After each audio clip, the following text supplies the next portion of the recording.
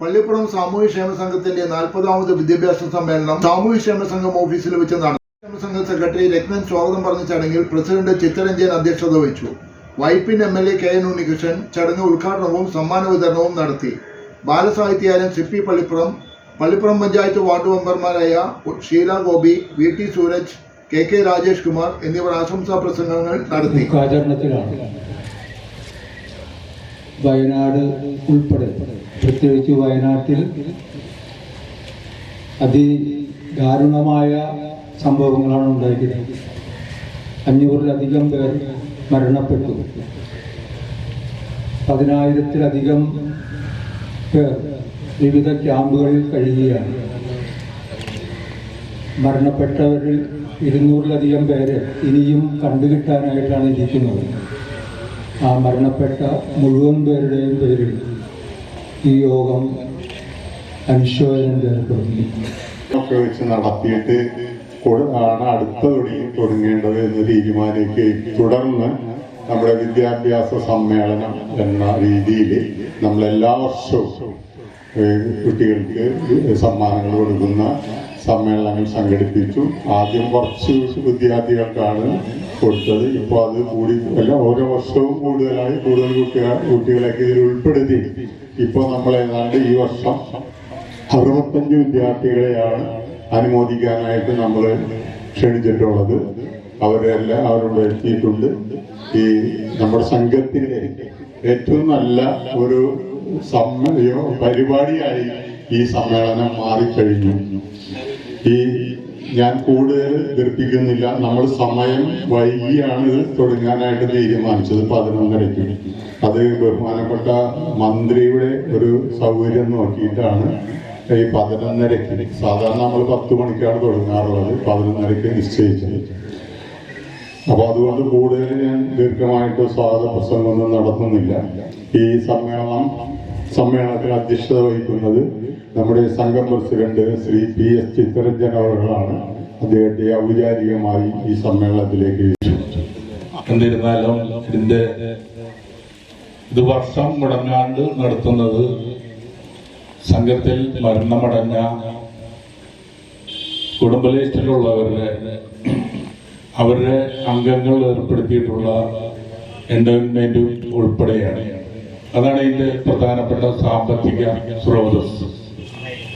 അങ്ങനെയാണ് ഈ വിദ്യാഭ്യാസ പ്രോത്സാഹന സമ്മാനവും ഉന്നത വിദ്യാഭ്യാസത്തിലുള്ള അർഹതപ്പെട്ടവർക്കുള്ള സമ്മാനങ്ങളും പ്രോത്സാഹനങ്ങളും നൽകി വരുന്നു. ഇത് കൊടുക്കുമ്പോൾ ഒട്ടനവധി കുട്ടികൾ ഈ സമ്മാനം ഏറ്റുവാങ്ങി ഉന്നത പദവിയിലും ഉന്നത ശ്രേണിയിലൊക്കെ എത്തിയിട്ടുണ്ട്. വിദ്യാഭ്യാസം എന്ന് പറഞ്ഞാൽ അതൊരു നിലക്കാത്ത കടൽ പോലെ. എത്ര വിദ്യാഭ്യാസം ചെയ്താലും നമ്മൾക്ക് പൂർണ്ണമായിട്ട് ഒന്നും പഠിക്കാൻ പറ്റില്ല. ഏതെങ്കിലും ഒരു എഞ്ചിനീയറിങ്ങോ MBBS ഒക്കെ പഠിച്ചെന്ന് കരുതി ഞാൻ എല്ലാം തികഞ്ഞു എന്നൊന്നും വിചാരിക്കാതില്ല. തൊഴിലധിഷ്ഠിത കോഴ്സുകൾ തന്നെ 3400 ചില്ലാമല്ലോ നമ്മുടെ ഈ രാജ്യത്ത് തൊഴിലധിഷ്ഠിത കോഴ്സുകൾ.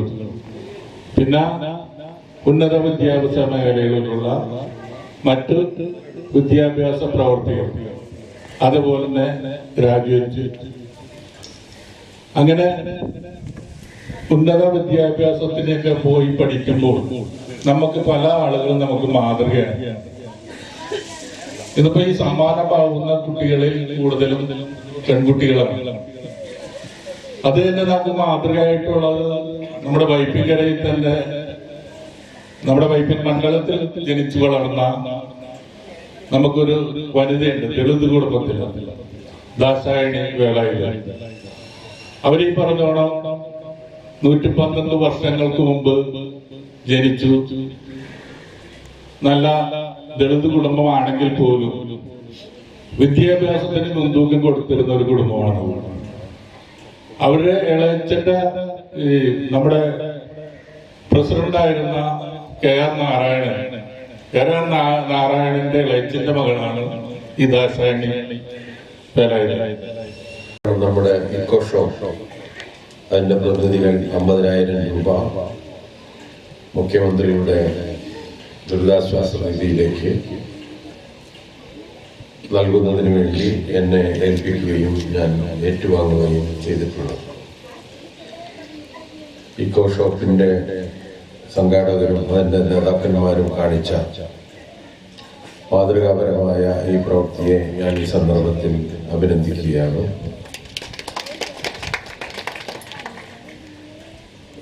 കേരളത്തിലെ എല്ലാ MLA-മാരും അവരുടെ ഒരു മാസത്തെ ശമ്പളം ഈ നിധിയിലേക്ക് നൽകുന്നതിന് വേണ്ടി തീരുമാനിച്ചിട്ടുണ്ട്. നമ്മുടെ ഒരു ദുരന്ത മുഖത്ത് എല്ലാ മനുഷ്യരും ഒരുമിച്ച് നിൽക്കേണ്ട ഒരു സന്ദർഭമാണ്. നാളെ ഇത് നമുക്കും സംഭവിക്കാം. മല ഉരുൾപൊട്ടൽ സംഭവിച്ചില്ലെങ്കിലും കടൽ കയറിയാലും നമുക്ക് സംഭവിക്കാവുന്നതാണ്. അപ്പോൾ ഒരു ദുരന്ത മുഖത്ത് എല്ലാവരും ഒരുമിച്ച് നിൽക്കുക, അവശേഷിക്കുന്ന ജീവിതത്തിന്റെ തുരുത്തുകളിലേക്ക് അവശേഷിച്ച മനുഷ്യർക്ക് എല്ലാ അഭയവും നൽകുക, ഒരു സാന്ത്വനമായി സ്നേഹസ്പർശമായി പ്രവർത്തിക്കുക എന്നുള്ളത് ഏറ്റവും മാനവികമായ ഒരു കാര്യമാണ്. അത്തരം ഒരു സന്ദർഭത്തിൽ നാം കേരളം ഒറ്റക്കെട്ടായി നിൽക്കേണ്ട ഒരു സന്ദർഭമാണ്. പ്രളയകാലത്തും അതുപോലെ കോവിഡ് കാലത്തുമെല്ലാം അതിന്റെ മാതൃകകൾ നാം കേരളം തീർത്തതാണ്. ഈ ദുരന്ത മുഖത്തും കേരളത്തിന്റെ ബഹുമാന്യനായ മുഖ്യമന്ത്രിയുടെ അഭ്യർത്ഥന മാനിച്ച് ഒരുപാട് സഹായങ്ങളുടെ പ്രവാഹം ഇന്നും പത്രത്തില് ആരെല്ലാം സഹായിച്ചു തുടങ്ങിയ വാർത്തകളെല്ലാം വന്നിട്ടുണ്ട്. അപ്പൊ ആ മാതൃകകൾ എല്ലാവരും തുടരണം. നമ്മുടെ വരുമാനത്തിന്റെ ചെറിയൊരു ഭാഗമെങ്കിലും നമുക്ക് നൽകാനായിട്ട് കഴിയണം. ആ മാതൃക എല്ലാവർക്കും തുടരാൻ കഴിയട്ടെ എന്ന് ഞാൻ ആമുഖമായി പറയുകയാണ്. നമ്മുടെ ഇവിടെ ഉന്നതമായ വിജയം നേടിയ SSLC-ക്കും +2-നും ഉന്നത വിജയം നേടിയ കുട്ടികൾ, അതുപോലെ BCom-നും BCom LLB അനുശ്രീ ബാബുവും, അതുപോലെ MA ഹിസ്റ്ററിയിൽ 1ാം റാങ്ക് നേടിയ കുന്നപ്പള്ളി ബാസിമകൻ വർണ്ണയ്ക്കും പ്രത്യേകമായ അഭിനന്ദനങ്ങൾ ഞാൻ നേരുകയാണ്. നമ്മുടെ കേരളത്തിന്റെ വിദ്യാഭ്യാസ മേഖലയിൽ നമ്മുടെ ഈ കുട്ടികൾ നേടിയ വിജയം വളരെ അഭിമാനാർഹമായ ഒരു വിജയമാണ്. ഈ നാട്ടിലെ പൗരർ എന്ന നിലയിൽ നമുക്ക് എല്ലാവർക്കും അഭിമാനിക്കാൻ കഴിയുന്ന ഒരു കാര്യമാണ്. അവർക്ക് ലോകത്തിന്റെ ഏത് ഭാഗത്തു നിന്നുള്ള അവാർഡുകളും സമ്മാനങ്ങളും ലഭിക്കുന്നതിനേക്കാൾ ഏറ്റവും ശ്രേഷ്ഠവും ഏറ്റവും മഹത്തായ ഒന്നാണ് അവർ ജനിച്ചു വളർന്ന, അവർ കളിച്ചു വളർന്ന മണ്ണിൽ അവരുടെ രക്ഷിതാക്കളോടൊപ്പം സമൂഹത്തിലെ വിവിധ മേഖലകളിലുള്ള വ്യക്തിത്വങ്ങളുടെ സാന്നിധ്യത്തിൽ അവരനുമോദിക്കുക എന്ന് പറഞ്ഞാൽ ഏറ്റവും ശ്രേഷ്ഠമായ ഒരു സമ്മാന വിതരണ പരിപാടിയായി ഇതിനെ കണക്കാക്കാവുന്നതാണ്. നമ്മുടെ കുട്ടികൾ ഈ വിജയം നേടിയത് അവർ കഠിനമായ പരിശ്രമം നടത്തിയിട്ടുണ്ടെന്നുള്ളത് ഒരു വസ്തുതയാണ്. എന്നാൽ അവരെ രൂപപ്പെടുത്തുന്നതിൽ അവരുടെ അധ്യാപകരും അവർക്ക് വേണ്ട എല്ലാ പ്രോത്സാഹനങ്ങൾ നൽകുന്നതിൽ അവരുടെ രക്ഷിതാക്കളും വഹിച്ചിട്ടുള്ള പങ്കും നമുക്കൊട്ടും കുറച്ച് കാണാൻ കഴിയില്ല. ആ നിലയിൽ എല്ലാവരും ഈ വിജയത്തില് കൂട്ടായ ഒരു പങ്ക് വഹിച്ചിട്ടുള്ളവരാണ്. സർക്കാർ തന്നെ ഒരു പുതിയ കേരളം നമുക്ക് നിർമ്മിക്കാൻ കഴിയണം. എല്ലാവർക്കും ഇവിടെ പഠിക്കാനുള്ള അവസരം ഉണ്ടാകണം. പഠിച്ച് വലുതായി വരുന്ന ആളുകൾക്ക് എല്ലാവർക്കും ഇവിടെ തന്നെ തൊഴിൽ ചെയ്യാനുള്ള സംവിധാനങ്ങൾ ഉണ്ടാകണം. അതുവഴി ലോകത്തിന്റെ പല ഭാഗങ്ങളിലുമുള്ള മധ്യവർഗ വരുമാന രാജ്യങ്ങളായ വികസിത രാജ്യങ്ങളോടൊപ്പം നമ്മുടെ ഈ കേരളം വരുമാനത്തിലും ജീവിത നിലവാരത്തിലും എത്തണമെന്നുള്ള മനോഹരമായ ഒരു സങ്കല്പത്തെ മുന്നോട്ട് വെച്ചുകൊണ്ട് കേരള സർക്കാർ പെരുമാറുന്നത്. ടെക്സ്റ്റൈൽ ട്യൂബ് പോലുള്ള കാര്യങ്ങൾ, നമ്മുടെ കണ്ടൽക്കാടുകൾ വെച്ചുപിടിപ്പിക്കൽ, കാറ്റാടി മരങ്ങൾ, ബാംബു പ്ലാന്റ് ചെയ്യൽ, ഇങ്ങനെയൊക്കെയുള്ള നാനാവിധത്തിലുള്ള കാര്യങ്ങൾ പ്രാദേശികമായി നമുക്ക് ചെയ്യാൻ കഴിയും. അത് അന്തരീക്ഷത്തിൽ ഓക്സിജന്റെ അളവ് വർദ്ധിപ്പിക്കും. അങ്ങനെ മനുഷ്യന്റെ തന്നെ നിലനിൽപ്പിന് ഇതുപോലുള്ള കാര്യങ്ങളൊക്കെ ഉണ്ട്. അപ്പൊ പലപ്പോഴും ഈ അന്താരാഷ്ട്ര സമ്മേളനങ്ങളിൽ എടുക്കുന്ന തീരുമാനങ്ങൾ വലിയ വികസിത രാജ്യങ്ങളാണ് അത് പലപ്പോഴും ലംഘിക്കുന്നത്. അതാണ് ഞാൻ പറഞ്ഞത്, പരിസ്ഥിതിയുടെ മേഖല ഒരു വർഗസമരത്തിന്റെ പുതിയ മേഖലയാണ് എന്ന് പറയാൻ കാരണം. അപ്പൊ ലോകത്തെ പല വികസിത രാജ്യങ്ങൾ വന്നിട്ട് ചെയ്യുന്നത് ഇന്ത്യ പോലുള്ള മൂന്നാം ലോക രാജ്യങ്ങളോട് അവരുടെ മേൽ ഇതിന്റെ ഉത്തരവാദിത്വം കെട്ടിവെക്കുന്ന രീതികളാണ് പലപ്പോഴും കാണുന്നത്. അപ്പൊ പരിസ്ഥിതിയുടെ മേഖല വളരെ ഗൗരവമുള്ള ഒരു മേഖലയാണ്. തീർച്ചയായും നമ്മുടെ ഗവൺമെന്റ് സാധ്യമായ എല്ലാ കാര്യങ്ങളും ചെയ്യാൻ ശ്രമിക്കുന്നുണ്ട്. വയനാടിന്റെ ഈ പശ്ചാത്തലത്തിൽ ഈ പരിസ്ഥിതി മേഖലയുടെ അതിന്റെ സംരക്ഷണം, പ്രകൃതിയും മനുഷ്യനും തമ്മിലുള്ള ഊഷ്മളമായ ബന്ധത്തിന്റെ പ്രാധാന്യത്തെ ഒരിക്കൽ കൂടി നമ്മളെ ഓർമ്മിപ്പിക്കുകയാണ്. ജോസഫിന്റെ കാര്യമാണ്, ഒരു ജോസഫിന്റെ കാര്യം, അത് മാത്രമേ ഞാൻ പറയൂ. ജോസഫ് നമ്മുടെ ഇവിടുത്തുകാരനല്ല, തൃശൂർ ജില്ലയിലെ കണ്ടശ്ശാങ്കടവിൽ ഉണ്ടായിരുന്ന ആളാണ്. ഇപ്പോഴും നല്ല കുറെ വർഷങ്ങൾക്ക് മുമ്പ്, കഥയല്ല ഞാൻ എഴുതിയിട്ടുള്ള കഥയൊന്നും അല്ല ഈ പറയുന്നത്, ഒരാളുടെ ജീവിതം ആണ് ഞാൻ പറയുന്നത്. അപ്പൊ കണ്ടശ്ശാങ്കടവില് ഒരു ജോസഫ് പഠിക്കാൻ പുസ്തകം വാങ്ങാൻ നിവൃത്തിയില്ല, ഉച്ചക്ക് വീട്ടിൽ വന്നാൽ കുടിക്കാൻ കഞ്ഞിയില്ല. അങ്ങനെയുള്ള ഒരു പാവപ്പെട്ട വീട്ടിലെ കുഞ്ഞു വറിയതിന്റെ മകൻ ഇളച്ചി, അമ്മയുടെ പേര് ഇളച്ചി എന്നാണ്, ഇളച്ചിയുടെയും കുഞ്ഞു വറിയതിന്റെയും മകൻ കണ്ടശ്ശാങ്കടവ് ഗവൺമെന്റ് സ്കൂളിലാണ് പഠിക്കുന്നത്. പക്ഷേ ആ കാലത്ത് തന്നെ അവിടെ 1ാം ക്ലാസ്സിൽ ചേർത്ത കാലം മുതൽ തന്നെ ജോസഫിന് ഒരു ലക്ഷ്യബോധം ഉണ്ടായില്ല. എനിക്ക് വായിക്കണം, പഠിക്കണം, വളരണം, ഇത് മാത്രമായിരുന്നു. അല്ലാതെ ഡോക്ടറാകണം, എഞ്ചിനീയർ ആകണം, IAS കാരനാകണം, കളക്ടർ ആകണം എന്നൊന്നും ചിന്തിച്ചില്ല. ജോസഫ് എനിക്ക് പഠിക്കണം, പഠിച്ച് വായിച്ച് മിടുക്കനാകണം. പക്ഷേ ഒരു പുസ്തകം വാങ്ങാൻ, പഠിക്കാനുള്ള പുസ്തകം വാങ്ങാൻ കാശില്ല, വേറെ ഒരു മാസികയോ പത്രമോ വീട്ടിൽ വരുത്താൻ നിവർത്തിയില്ല. വായിക്കാൻ കൊതി ഉണ്ടായാൽ മാത്രം പോരല്ലോ, അതിനു കൂടി സാഹചര്യം ഉണ്ടായതേ. അതുകൊണ്ട് ഈ കുട്ടി രാവിലെ എഴുന്നേറ്റ് കണ്ടശ്ശാങ്കടവ് ഗവൺമെന്റ് സ്കൂളിലേക്ക് പോകുമ്പോ വഴിയോരങ്ങളിൽ ഇങ്ങനെ നോക്കിയിട്ടാണ് പോകുന്നത്. മാങ്ങ വീണ് കിടക്കുന്നുണ്ടോ എന്നല്ല നോക്കുന്നത് കടലാസ് തുണ്ടുകൾ കിടക്കുന്നുണ്ടോ എന്നാണ്. ആ കടലാസ് കഷ്ണം കണ്ടാൽ ഓടിച്ചെല്ലും, കയ്യിലെടുക്കും, നിന്ന് നിൽപ്പ് വായിക്കും. ഇങ്ങനെ ഒരു വായന ഭ്രാന്തനായിരുന്ന ഒരു ജോസഫ്. ക്ലാസ്സിലാണെങ്കിൽ മിടുമിടുക്കൻ, അധ്യാപകരൊക്കെ പറയുന്നത് അതേപോലെ ഉൾക്കൊള്ളുന്ന ഒരു കൊച്ചു പയ്യനായിരുന്നു ജോസഫ്. പഠിച്ചു, 4ാം ക്ലാസ്സിൽ പരീക്ഷ വന്നപ്പോ നല്ല മാർക്കോടുകൂടി പാസ്സായി. 7ാം ക്ലാസ്സിലാണ് പബ്ലിക് പരീക്ഷ. ഞാൻ ആ പബ്ലിക് പരീക്ഷയിൽ പങ്കെടുത്തിട്ടുള്ള ആളാണ്. അന്ന് പഠിക്കണമെങ്കിൽ 10ാം ക്ലാസ് പാസ്സാകണമെങ്കിൽ 11 കൊല്ലം പഠിക്കണം, 11 കൊല്ലം പൂർണ്ണമായിട്ട് പഠിക്കണം. അപ്പൊ അങ്ങനെ 7ാം ക്ലാസ്സിൽ പബ്ലിക് പരീക്ഷ കഴിഞ്ഞ് കണ്ടശ്ശാങ്കടവ് ഗവൺമെന്റ് UP സ്കൂളിലെ റിസൾട്ട് വന്നപ്പോ ആ ജോസഫിന് ആ സ്കൂളിന്റെ ചരിത്രത്തിൽ ഒരാളും നേടിയിട്ടില്ലാത്തത്ര മാർക്ക്, വായിച്ച് പഠിച്ച് മിടുക്കോടുകൂടി ഇരിക്കുന്ന ജോസഫിന് ഏറ്റവും കൂടുതൽ മാർക്ക് കിട്ടി. അപ്പൊ കുഞ്ഞു വറിയതിന് ഇളച്ചിക്കും ആദ്യ അവര് പ്രാർത്ഥിച്ചിരുന്നത്, കർത്താവേ ഇവനൊന്ന് തോൽപ്പിക്കണേ, ഇവന്റെ പഠനം 7ാം ക്ലാസ്സോട് കൂടി നിലച്ചു പോകണേ എന്നാണ് പ്രാർത്ഥിച്ചിരുന്നത്. പക്ഷെ അത് നടന്നില്ല. ജോസഫ് എല്ലാവരെയും ഞെട്ടിച്ചുകൊണ്ട്, സ്കൂളിലുള്ള ഹെഡ് മാസ്റ്റർ മഹാദേവയ്യരെ പോലും ഞെട്ടിച്ചുകൊണ്ട് വലിയ മാർക്ക് നേടി, ഉന്നത വിജയം നേടി. ജോസഫിനെ പഠിപ്പിക്കില്ലെന്ന് ഹെഡ് മാസ്റ്റർക്ക് അറിയാം, ഇനി നിവൃത്തിയില്ല, അതുകൊണ്ടാണ്. അതുകൊണ്ട് അവന്റെ വീട്ടിൽ ചെന്നൊന്ന് പറയണം, ഞാനാണെങ്കിൽ ട്രാൻസ്ഫർ ആയിട്ട് പോവുകയാണ്, സ്കൂളിൽ നിന്ന് കുടുംബസമേതം ട്രാൻസ്ഫർ ആയിട്ട് പോവുകയാണ്. അപ്പൊ അവന്റെ വീട്ടിൽ ചെന്ന് കുഞ്ഞു വരയതിനോട് വിവരം പറയണം. കുഞ്ഞു വരയതേ, നീ അവനെ പഠിപ്പിക്കണമെന്ന് പറയണം. സാറ് വൈകുന്നേരം ജോസഫിന്റെ വീട്ടിൽ വന്നിട്ട് പറഞ്ഞു, ഞാൻ ഇന്ന് വീട്ടിലെ സാധനങ്ങളെല്ലാം, വാടക വീട്ടിലെ സാധനങ്ങളെല്ലാം കയറ്റി എന്റെ നാട്ടിലേക്ക് പോവുകയാണ്, എനിക്ക് ട്രാൻസ്ഫർ ആയി ഇവിടെ നിന്ന്. എങ്കിലും ജോസഫ് ഇപ്പോഴും എന്റെ മനസ്സിലുണ്ട്. അവനെ ഇവിടെ ഉപേക്ഷിച്ചിട്ട് പോകുന്നതിൽ എനിക്ക് വലിയ സങ്കടമുണ്ട്. അവൻ അത്രയേറെ എന്നെ സന്തോഷിപ്പിച്ചിട്ടുള്ളവനാണ്. എന്റെ വിദ്യാലയത്തിന്, എന്റെ സ്ഥാപനത്തിന് അഭിമാനം ഉളവാക്കിയിട്ടുള്ളതാണ്. അതുകൊണ്ട് കുഞ്ഞുമറിയതേ, എന്ത് ചെയ്തിട്ടായാലും, നിന്റെ ബുദ്ധിമുട്ടുകളൊക്കെ അറിയാം, എന്ത് ചെയ്തിട്ടായാലും അവനെ പഠിപ്പിക്കണം എന്ന് പറഞ്ഞു. കുഞ്ഞോട് ഇതിനെ ഇഷ്ടപ്പെട്ടില്ല. എങ്കിലും സാറ് പറഞ്ഞു സ്കോളർഷിപ്പ് കിട്ടും. അതൊക്കെ കൃത്യമായിട്ട് കിട്ടാൻ ഞാൻ സ്കൂളിൽ ഏർപ്പാട് ചെയ്തിട്ടാണ് പോകുന്നത്. അപ്പോ അവന് എന്തെങ്കിലും പേരിൽ ബാക്കി പഠിക്കാനുള്ള വകയൊക്കെ ആ സ്കോളർഷിപ്പ് പോയി വെക്കും.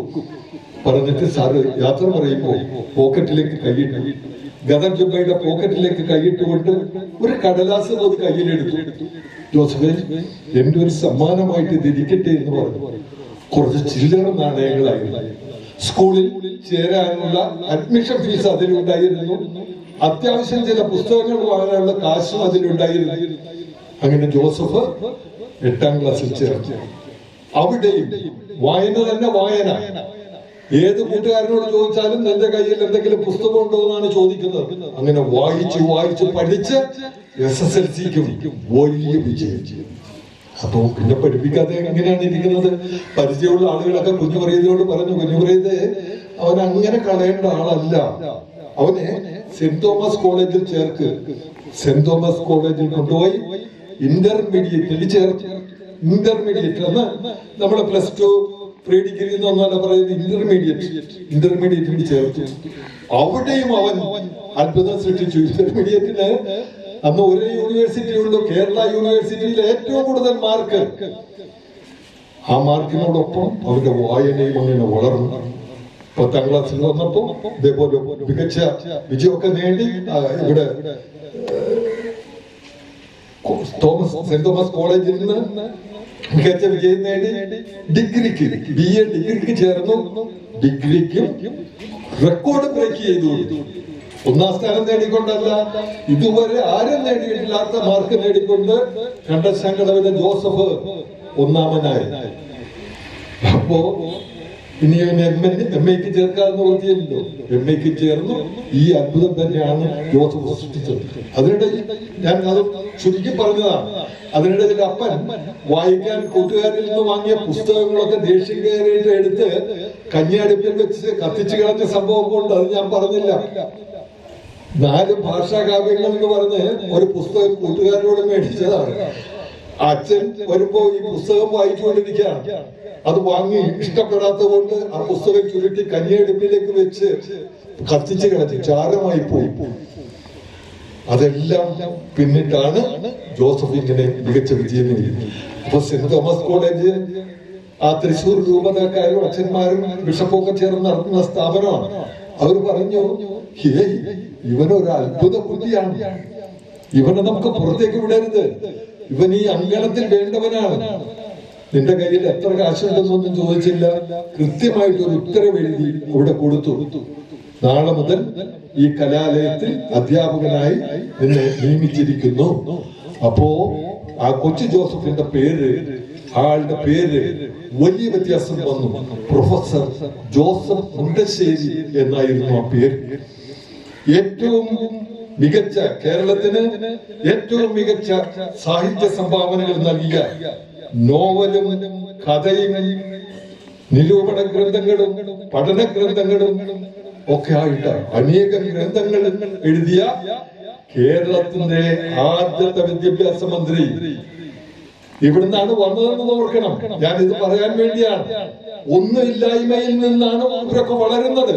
ഇപ്പൊ നെഹ്റുവിനെ പോലെ, പണ്ഡിറ്റ് നെഹ്റുവിനെ പോലെ വലിയ ആളുകളൊക്കെ ചില ഉന്നതമായ സൗധങ്ങളിൽ നിന്ന്, ദന്തഗോപുരങ്ങളിൽ നിന്ന് താഴേക്ക് ഇറങ്ങി വന്നു എന്നല്ലാതെ ബാക്കി ആളുകളെല്ലാം പഠിച്ച് അവരുടെ ലക്ഷ്യബോധം കൊണ്ടാണ് ഇതേപോലെ എത്തിയത്.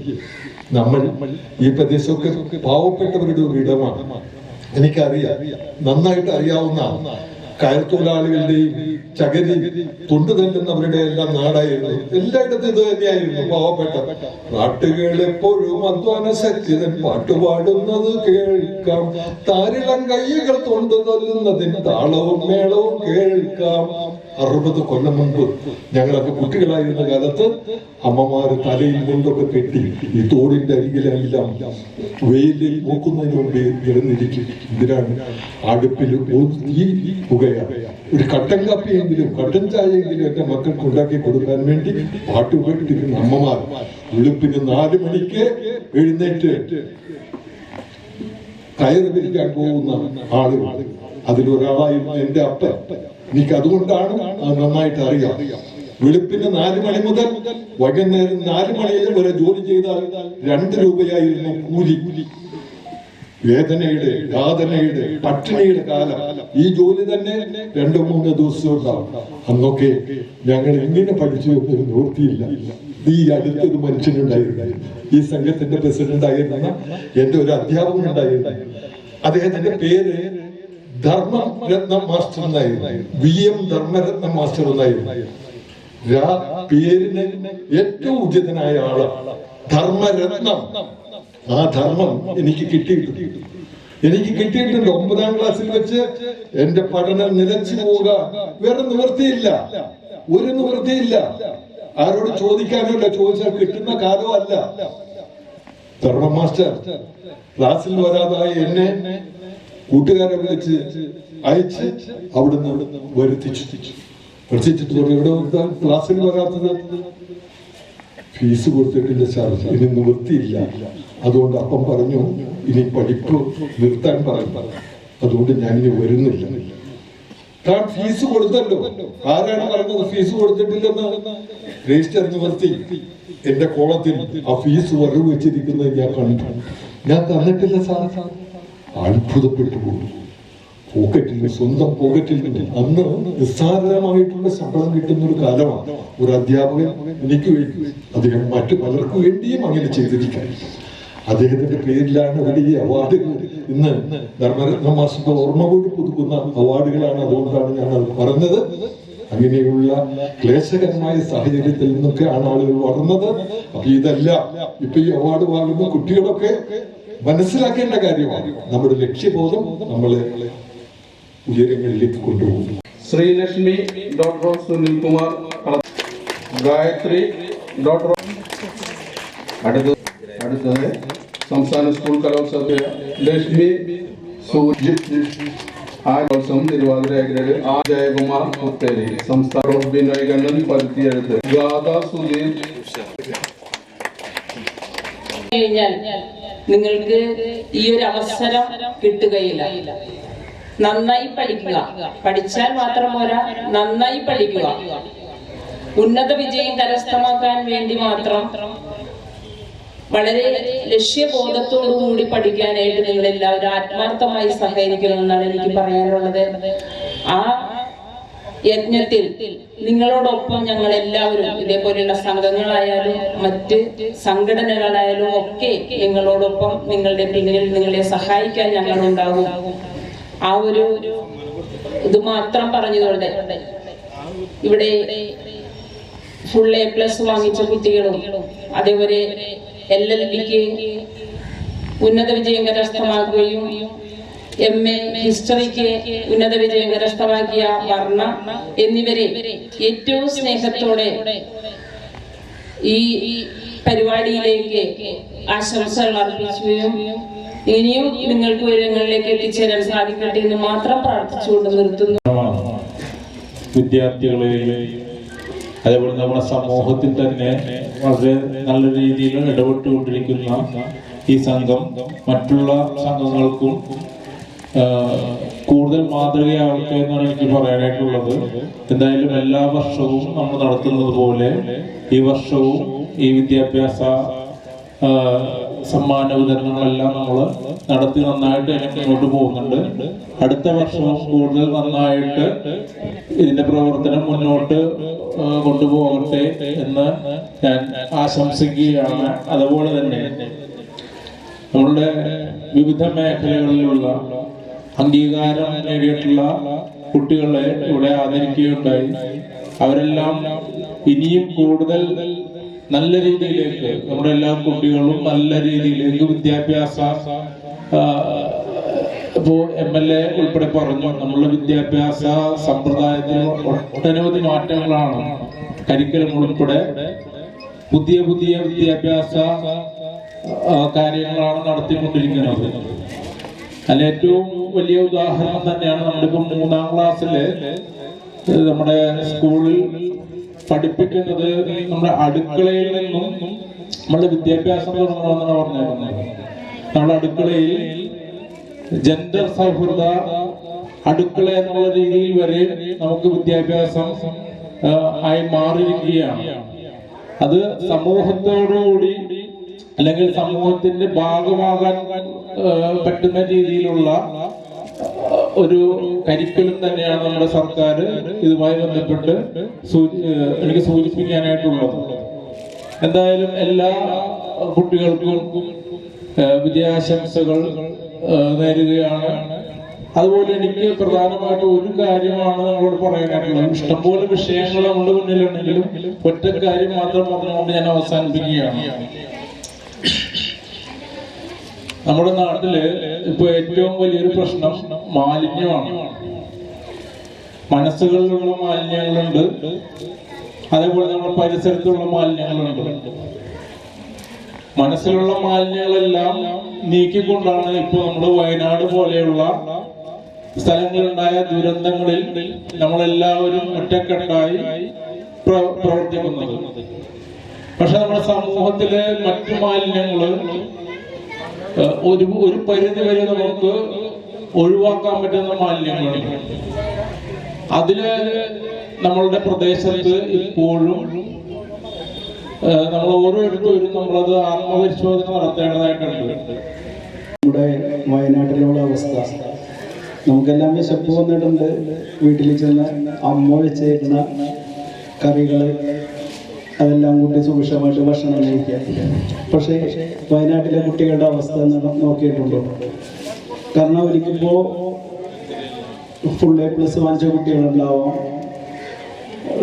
മറ്റു വിഷയങ്ങളിലെല്ലാം ഇതുപോലെ വിജയിച്ച കുട്ടികളെല്ലാം ഉണ്ടാവും. അവർക്ക് ഉറ്റവരില്ല, ഉടയവരില്ല.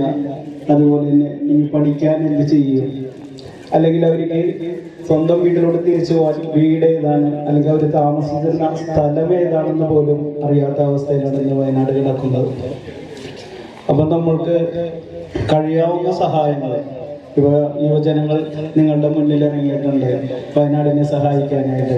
അവരെ എല്ലാം നല്ല രീതിയിൽ സഹായിക്കണം. കാരണം നമ്മുടെ കൂടെ ചേർത്ത് പിടിക്കേണ്ടവരുണ്ട്. കാരണം കേരളം എല്ലാ കാര്യങ്ങളിലും കൂടെ ചേർത്ത് പിടിച്ചിട്ടുള്ള ഒരു സംസ്ഥാനമാണ്. കോവിഡ് വന്നപ്പോൾ നമ്മൾ സമൂഹ അടുക്കള തുടങ്ങി ഭക്ഷണത്തിന്റെ പ്രശ്നങ്ങളില്ലാതെ നോക്കുകയും ആരോഗ്യപരമായ കാര്യങ്ങളിൽ പ്രശ്നങ്ങളില്ലാതെ നോക്കുകയും ഒരു നാടാണ് കേരളം. അതുപോലെ തന്നെ പ്രകൃതിയുമായി പ്രളയവുമായി ബന്ധപ്പെട്ടുള്ള എല്ലാ കാര്യങ്ങളിലും കൂടെ നിന്ന ഒരു സമൂഹമാണ് നമുക്കുള്ളത്. അപ്പോൾ നമ്മൾ ഇതും തരണം ചെയ്യും. കാരണം ഇത് മരണങ്ങൾ ഒരുപാടുള്ള ഒരു പ്രകൃതിക്ഷോഭമാണ്. ഇതുപോലുള്ള ഒരു പ്രകൃതിക്ഷോഭം എനിക്ക് തോന്നുന്നു കേരളം ഇതിക്ക് മുന്നേ കണ്ടിട്ടില്ല എന്ന് തോന്നുന്നു. കാരണം അത്രയും വലിയ മരണങ്ങളാണ്. 300 ചില്ലാനും പേര്, കുട്ടികൾ ഒരുപാട് ഇനിയും കണ്ടുകിട്ടാനുണ്ട്. അപ്പോൾ നിങ്ങളുടെ എല്ലാം പ്രാർത്ഥനയും അതുപോലെ തന്നെ സഹായങ്ങളും അവർക്കെല്ലാവർക്കും കൊടുക്കണം. എന്നെ ഈ യോഗത്തിലേക്ക് ക്ഷണിച്ച ക്ഷേമ സംഘത്തിനും അതുപോലെ തന്നെ ഉന്നത വിജയം നേടിയ വിദ്യാർത്ഥികൾക്കും എല്ലാവർക്കും ആശംസ നൽകിക്കൊണ്ട് ഞാൻ വാക്കുകൾ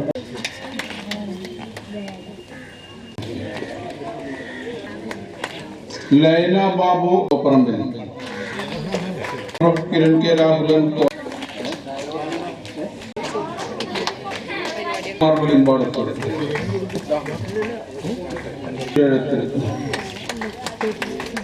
പുഴക്കരയുടെ